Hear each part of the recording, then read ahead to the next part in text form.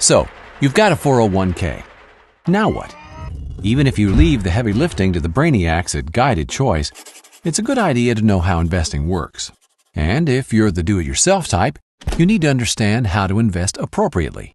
Don't worry, we're not going to show you tons of math. All you need to know to get started is that there are three big types of investments called asset classes: stock, bonds, and cash. Stock is just ownership in a company. There are many ways to classify stock. Two major ones are size, called market capitalization, or CAP, and company location. Each classification has its own typical level of risk. Large cap stocks include the 500 biggest companies in the U.S. Apple, Walmart, Disney, Ford, McDonald's. Ever heard of the S&P 500 or blue chips? Same thing. Keep in mind, all stock is risky, but these are generally considered the least risky.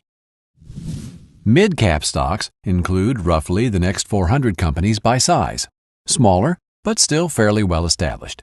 They're considered riskier than large cap. Following large cap and mid cap, take the next 2,000 companies and you've got small cap stock. While they have potential for greater growth, they also have the greatest risk. Then there's international stock, ownership in companies located in developed nations outside the U.S., like BMW in Germany and Sony in Japan. They carry about the same level of risk as U.S.-based large-cap stocks. The highest level of risk is found with emerging market stock. This is stock in companies located in developing nations like India, Mexico, and Russia. There are two ways to make or lose money in the stock market. You see, when you own a stock, you actually own a piece of a company, and as the value of that company increases, the stock price goes up. But if the value of the company goes down, the stock price goes down too. These fluctuations determine the amount of profit or loss. Another way to make money is when the company shares its yearly profit with you in the form of a dividend. Stock prices can go up or down dramatically for all kinds of reasons. As a result, stocks are the riskiest types of investment in your plan, but over a long time, they can also be the most rewarding. Next up, bonds. Bonds are just a loan to a company or government. They borrow by selling a bond, which is simply a promise to repay the buyer in a fixed number of years at a fixed interest rate. When you hear about the U.S. government borrowing money, have you ever wondered who they borrow from? Chances are, it's you, through the investments you make in bonds. If interest rates go down after you buy a bond, its value goes up. If interest rates go up, then your bond value will go down. How much the value goes up or down with a change in the interest rate depends on how long the bond is. The longer the bond, the more risk, as the more the value will go up or down with interest rate changes. However, in general, bonds are less risky than stocks. Cash is, well, cash. In a 401k, it's usually available as a money market or stable value fund. Unlike other assets, there's little risk that your money will lose value. But that doesn't mean there's no risk at all. If you hold too much cash, you are at risk that inflation will leave your money worth less compared to everything else.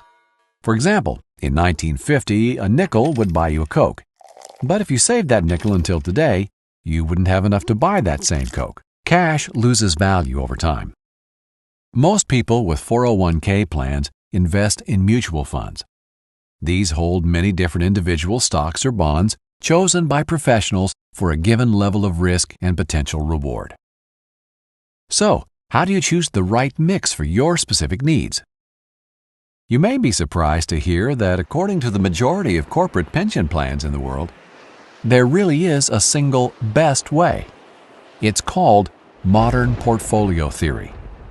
The details are a lot of math, but understanding what's behind all the numbers is remarkably simple. In fact, you've probably already heard of it. Don't put all your eggs in one basket. You balance risk and reward by holding lots of different types of investments. The technical term is diversification, and it's the name of the game in investing. So how do you do it right? Most of us understand that if we take more risk, we expect more return. Let's look at the math. The line shows us that for any given level of risk, we can expect a certain rate of return, More risk, more return.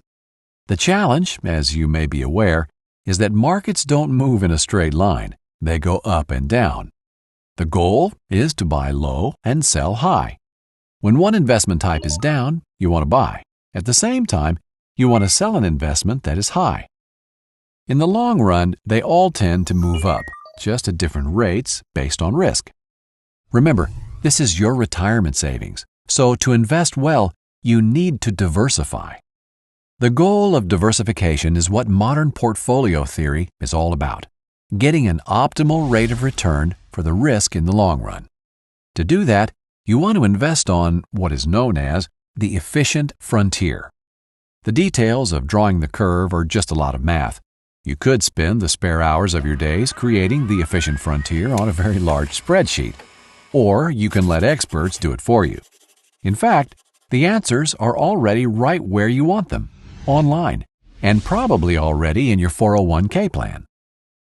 Guided Choice can give you personalized advice recommending a specific mix of stocks, bonds, and cash to reach your retirement income goal. You can even use it to try different strategies and project the results. Whether you take the investment recommendation from our brainiacs or choose to do it yourself, hopefully now you're a little more confident about how retirement investing works. Just remember, if you do it yourself, you need to rebalance your account at least annually to stay on the efficient frontier.